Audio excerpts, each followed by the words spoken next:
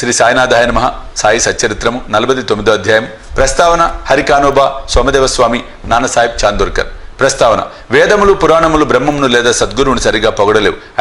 అట్లయినప్పుడు మా వంటి మూర్ఖులు సద్గురు సాయిబాబాని ఎట్లు వర్ణించగలరు?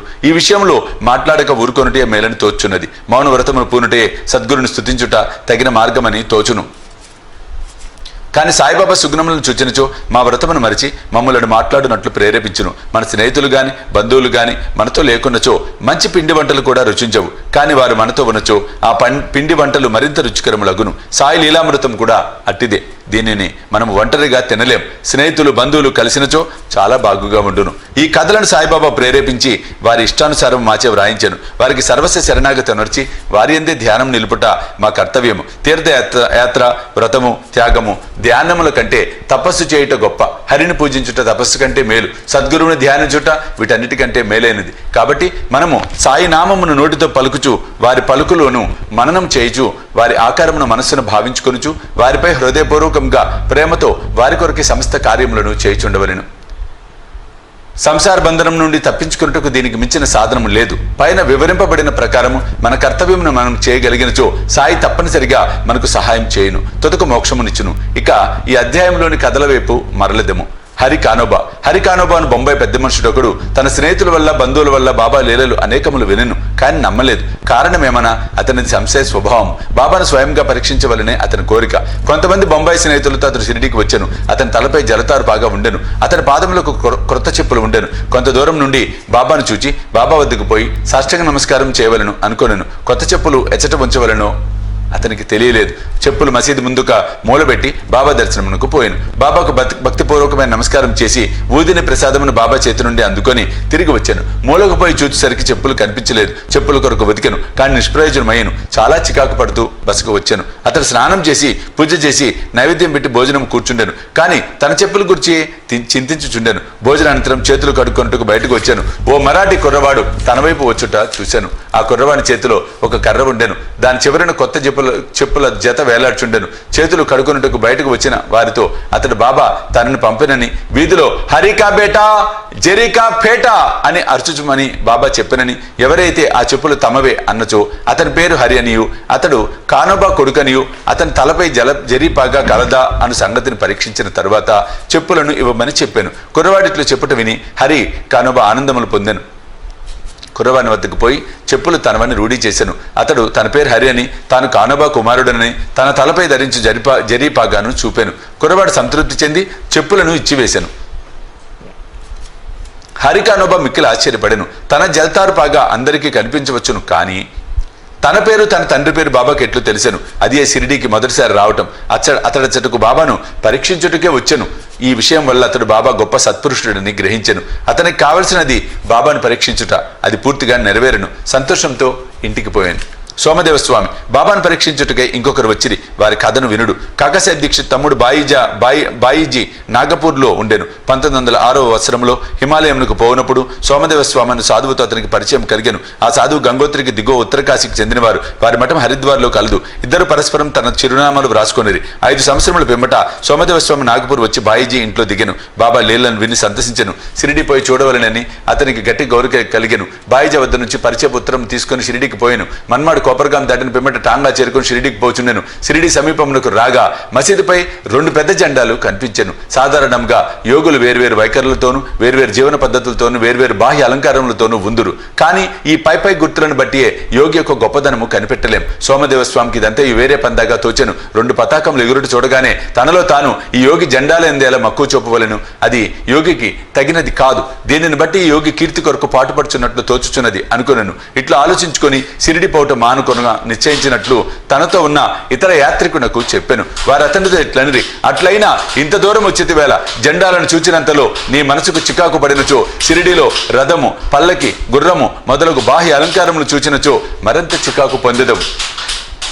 సోమదేవస్వామి గాబరపడి ఇట్లనను, గుర్రములతోను పల్లకీలతోను జట్కాలతోను గల సాధువులను ఎచ్చట చూచి ఉండలేదు. అట్టి సాధువులను చూచుట కంటే తిరిగి పోవటే మేలు అనెను. ఇట్లనుచు తిరుగు ప్రయాణంకు సిద్ధమైంది. తక్కిన తోటి ప్రయాణికులు తన ప్రయత్నం మాని షిరిడీకి రమ్మనిది. అట్టి వక్రాలోచన మానుకోమనిది. బాబా ఆ జెండాలను కాని తక్కిన వస్తువులను గాని ఆడంబరములను గాని కీర్తిని గాని లక్ష్య పెట్టని వారని చెప్పిరి.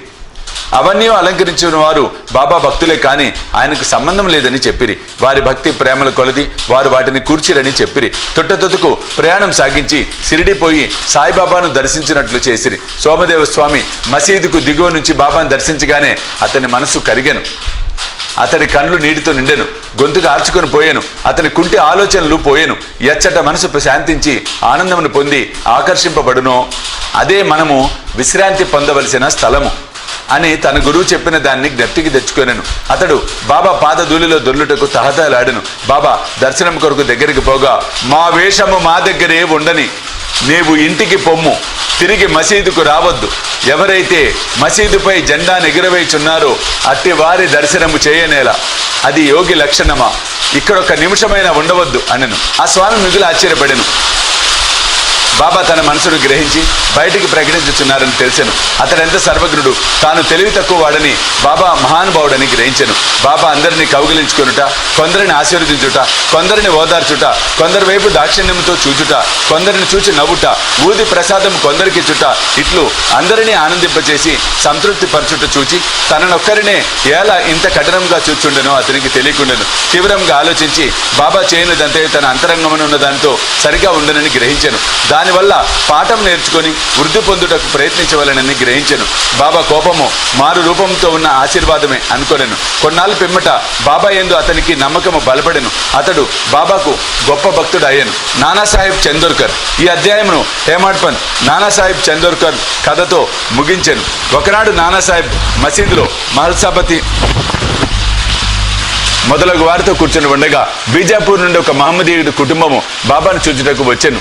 అతనితో ఘోషా స్త్రీలు ఉండుచే నానాసాహెబ్ అచ్చట నుంచి లేవనించెను. కానీ బాబా అతన్ని విచారించెను. స్త్రీలు వచ్చి బాబా దర్శనం చేసుకోండి. అందులో ఒక స్త్రీ ముసుగు తీసి బాబా పాదములకు నమస్కరించి తిరిగి ముసుగు వేసుకొనెను. నానాసాహెబ్ ఆమె ముఖ సౌందర్యం చూచి మరల చూడగోరెను. నానా యొక్క చాంచల్యం చూసి స్త్రీలు వెళ్లిపోయిన పిమ్మట బాబా నానాతో ఇట్లనెను, నానా, అనవసరముగా చికాకు పడుచుంటి వేళ ఇంద్రియములను వాని పనులను చేయనిమ్ము. వానిలో మనము జోక్యము కొలుగోలు చేసుకోనకూడదు. దేవుడి సుందరమైన ప్రపంచమును సృష్టించి ఉన్నాడు. కావున అందరినీ చూచి సంతసించుట మన విధి. క్రమముగాను మెల్లగాను మనసు స్థిరపడి శాంతించును. ముందు ద్వారము తెరిచి ఉండగా వెనక ద్వారము గుండా పోనేలా. మన హృదయము స్వచ్ఛముగా ఉన్నంత వరకు దోషము లేదు. మనలో చెడ్డ ఆలోచన లేనప్పుడు ఇతరులకు భయపడనేలా. నేత్రములు వాని పని అవి నెరవేర్చుకొనవచ్చును. నీవు సిగ్గుపడి బెదరనేలా. శ్యామాచట ఉండెను. కానీ బాబా చెప్పిన దానిని గ్రహించలేకపోయాను. ఇంటికి పోవు దారిలో శ్యామ ఈ విషయమై నానాని అడిగాను. ఆ చక్కని స్త్రీ వైపు చూచి తాను పొందిన ఆ చాంచల్యమును గురించి నానా చెప్పాను. బాబా దానిని గ్రహించి ఎట్లు సలహా ఇచ్చాను వివరించాను. బాబా చెప్పిన దాని భావము నానా ఇట్లు చెప్పసాగాను. మనసు సహజంగా చంచలమైనది, దాన్ని ఉద్రేకించినట్లు చేయరాదు.